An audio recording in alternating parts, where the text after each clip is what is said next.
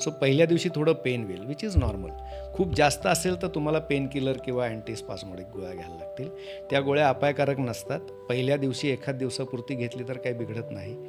शक्यतो डॉक्टरांच्या सल्ल्याने घ्याव्या. तर किती पेन आणि क्रॅम्प जास्त असला तर आपल्याला काळजी करण्याची गरज आहे किंवा डॉक्टरांचा सल्ला घेतला पाहिजे? आता नॉर्मल मेन्स्ट्रुएशन आहे ना, याचे काही कॅरेक्टरिस्टिक आपल्याला माहीत पाहिजेत की युजली पहिल्या दिवशी थोडं पेन होणार, ब्लिडिंग एवढं जास्त नसणार. हायेस्ट ब्लिडिंग युजली सेकंड डेला होणार. So maximum part will go like ब्लिडिंगचा तो सेकंड डेला असणार. नंतर थर्ड डेला कमी, फोर्थ डेला ऑलमोस्ट नाही आणि फिफ्थ डेला थांबतं. हे नॉर्मल कोर्स झाला. पण माणसामध्ये फिक्स असं काहीच नसतं, रेंज असते नेहमी. जशी माणसाची उंची किती तर 5 फूट ते 6 फूट असं, तसं 2 दिवस ते 7 दिवस हे ड्युरेशन नॉर्मल समजायचं. एखाद्याला 2च दिवस ब्लिडिंग होत असेल नॉर्मल आहे, 5 दिवस होत असेल नॉर्मल आहे, 6 दिवस होत असेल तरी नॉर्मल आहे.